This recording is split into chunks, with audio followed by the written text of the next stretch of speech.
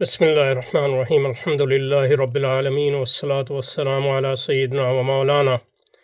محمد وعلی آل سیدنا و مولانا محمد وبارک وسلم وصلی علیہ۔ اسلامی انقلاب اور ڈاکٹر جاوید انصاری صاحب کا منہج اس میں اسلامی انقلاب کے سلسلے میں کیا ہے، اس پر مجھے گفتگو کرنے کو کہا گیا ہے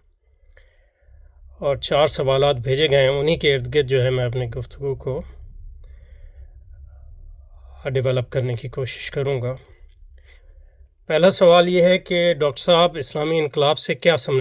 سمجھانا چاہتے تھے؟ دوسرے الفاظ میں اس کا مطلب یہ ہے کہ ڈاکٹر صاحب کا اسلامی انقلاب کا تصور کیا تھا یا انقلاب کا تصور کیا تھا۔ اسلامی انقلاب کے تصور کو سمجھنے کے لیے اس انقلاب کا تصور سمجھنا لازم ہے۔ اس میں بہت سی باتیں کی جا سکتی ہیں، لیکن ایک اہم بات یہ ہے کہ جب بھی ڈاکٹر صاحب انقلاب کا لفظ استعمال کرتے ہیں یا اصطلاح استعمال کرتے ہیں تو اصلاح کے مقابلے میں استعمال کرتے ہیں، اور اصلاح سے آپ سمجھ سکتے ہیں جزوی تغیر اور تبدیلی، اور انقلاب سے آپ یہ سمجھ سکتے ہیں کلی تغیر اور تبدیلی۔ لیکن یہ کہ کلی اور جزوی تغیر کو سمجھنے کے لیے جو انقلاب کا تعلق ہے نظام سے، وہ سمجھنا ضروری ہے۔ انقلاب کا تعلق نظام سے، تو نظام کیا ہے؟ پہلی بات یہ ہے کہ نظام ایک وحدت ہے، ایک اکائی ہے جس کے مختلف اجزاء ایک دوسرے سے جڑے ہوئے ہیں۔ دوسری بات یہ ہے کہ ہر نظام ایک تصور حق کا لمبردار ہوتا ہے، حق کا اس کا ایک خاص تصور ہوتا ہے۔ مثلا یہ کہ سرمایہ داری کا جو تصور حق ہے وہ آزادی، فروغ آزادی، یعنی ہر انسان جو ہے وہ خود مختار بن سکے، وہ خدا بن سکے، یہ اور اس تصور ہر نظام جو ہے اپنے تصور حق کے ارد گرد انسانی تعلقات کو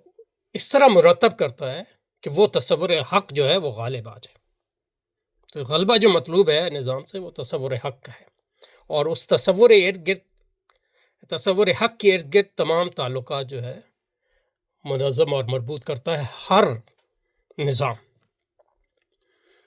اور تعلقات کا جو نظام ہے وہ 3 سطح پہ ہے۔ فرد، وہ بھی تعلق کا نظام ہے، انفرادیت، معاشرہ، وہ تعلقات کا ایک نظام ہے، ریاست، وہ تعلقات کا ایک نظام ہے۔ تو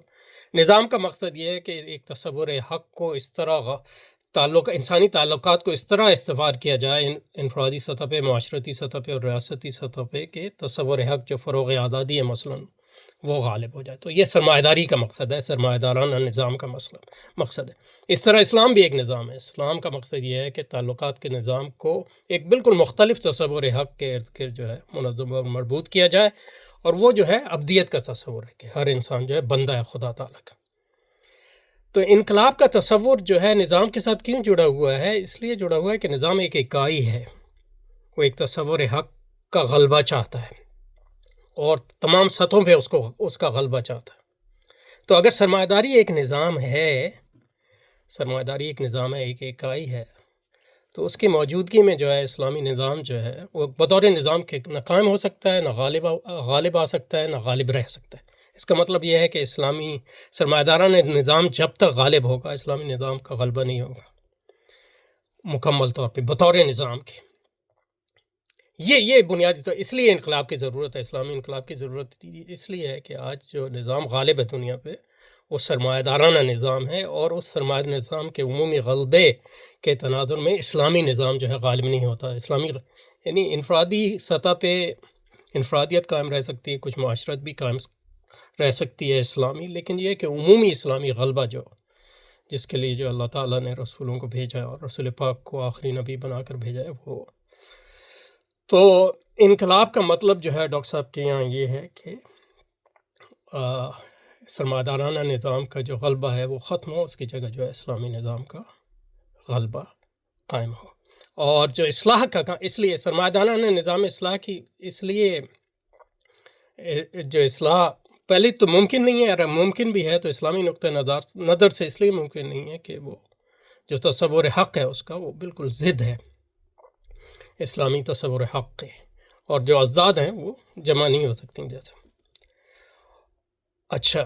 یہ تو پہلی بات۔ دوسرا، اب دوسرے سوال پہ آ جاتے ہیں، ڈاکٹر صاحب اپنے تصور کی عملی صورت کس طرح پیش کرتے ہیں؟ تو اس میں بہت سی باتیں ہیں، لیکن ایک بات جو ہے اتحاد امت کی بات ہے،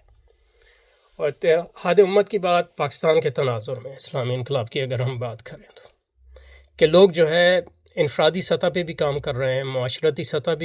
بھی کام کر رہے ہیں، ریاستی سطح پہ بھی کام کر رہے ہیں، لیکن وہ کام جو ہیں ان کا کوئی مجموعی اثر نظاماتی غلبے کی صورت میں ظاہر نہیں ہو رہا۔ وہ اس لیے نہیں ظاہر ہو رہا کہ یہ سارے الگ کام ہیں، انفرادی سطح پہ جو کام ہے وہ الگ کام ہے، معاشرتی سطح پہ جو کام ہے وہ الگ کام ہے، ریاستی سطح پہ جو کام ہے وہ الگ کام ہے، اور یہ بھی ایک الگ کام ہے کہ ان تینوں کاموں کو اس طرح جوڑا جائے کہ وہ مجموعی طور پہ اسلامی نظام کے غلبے کی صورت میں ظاہر ہو، یعنی ایسا ایک نظام قائم ہو جس میں جو ہے عبادت رب کے مطابق جو ہے تمام تعلقات استوار ہوں اور ان کی ترتیبیں نو کی جائے، اور اسلام جو ہے غالب نظام ہو اس صورت میں، اور اسلام کا تصور حق جو ہے غالب ہو، اور باقی چیزیں جو ہے اس کے ذات۔ تو اس میں ایک اہم چیز ایک ایسی جماعت ہونی چاہیے جو ان تینوں کاموں کے جوڑ کر اس طرح جو ہے ان کو ایک دوسرے میں پروئے کہ وہ اس کے نتیجے میں جو ہے اسلام کا غلبہ جو ہے عمومی غلبہ جو ہے وہ قائم ہو سکے۔ تو یہ ایک اہم جو ہے ان کے عملی صورت جو ہے اس میں، اس لیے اتحاد امت پہ جو زور دیتے تھے۔ اور دوسرا یہ کہ اصلاحی جماعتیں ہمارے ہاں، معاشرتی کی اصلاح کی جماعتیں، انفرادی اصلاح کی جماعتیں ہمارے ہاں، سیاسی اصلاح کی جماعتیں، لیکن ایک انقلابی جماعت بھی ہونی چاہیے، اور وہ ان کے نزدیک جماعت اسلامی تھی، لیکن وہ جماعت اسلامی انقلابی جماعت ہے جو اپنی انقلابیت کو بھول رہی، تو اس کو یاد، ایک ان کا بڑا جو عملی کام یہ تھا کہ جماعت اسلامی کو یاد دلائیں کہ ان کا جو رول ہے وہ انقلابی رول ہے، اور انقلابی رول یہ ہے کہ یہ تینوں سطح پہ جو مختلف کام ہو رہے ہیں ان کو پروئے، ان کو کنیکٹ کریں۔ تو اس کے لیے اہم ہے کہ جماعت اسلامی اور جمہور امت کے درمیان قربت پیدا ہو، اور وہ ایک دوسرے کو جو ہے شک کی نگاہ سے نہ، جمہور امت جماعت اسلامی کو شک کی نگاہ سے دیکھے، اور نہ جماعت اسلامی جمہور امت کو شک کی نگاہ سے دیکھے۔ اس لیے جو ہے ڈاکٹر صاحب کے عملی کام میں ایک اہم کام یہ ہے کہ جماعت اسلامی کو جمہور امت کے قریب لایا جائے۔ اس کی ایک عملی صورت یہ ہے کہ جماعت اسلامی کو یہ باور کرایا جائے کہ علماء کی قیادت کتنی اہم ہے، اور اسلامی نظام کے غلبے کا جو عملی اظہار ہے وہ علماء کی قیادت کے قیام کے ذریعے ہی ہوگا، اور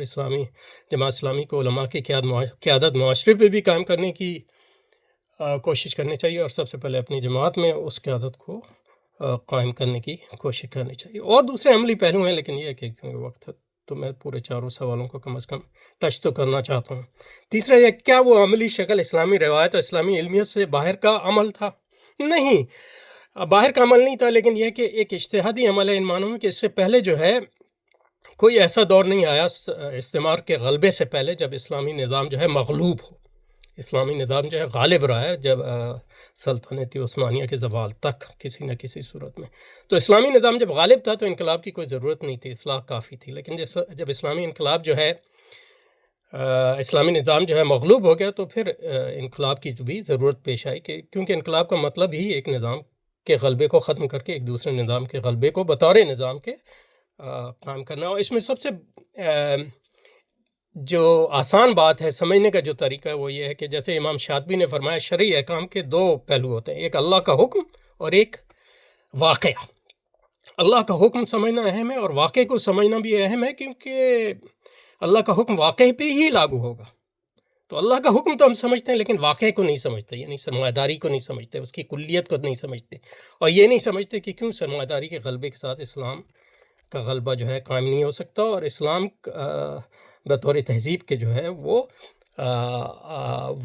زیادہ دیر تک قائم نہیں رہ سکتا اگر سرمایہ داری کا غلبہ جو ہے ہمارے معاشروں میں اسی طرح سرایت کرتا رہا جس طرح وہ سرایت کر رہا ہے۔ ڈاکٹر صاحب، آخری سوال ہے ڈاکٹر صاحب، اس فہم اسلامی انقلاب کے کام کو کتنا طویل المدت کام سمجھتے تھے؟ ایک بات بہت کہتے تھے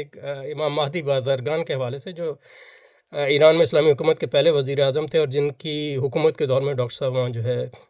ان کے حکومت میں بھی شامل تھے بطور مشیر کے میرے خیال میں، تو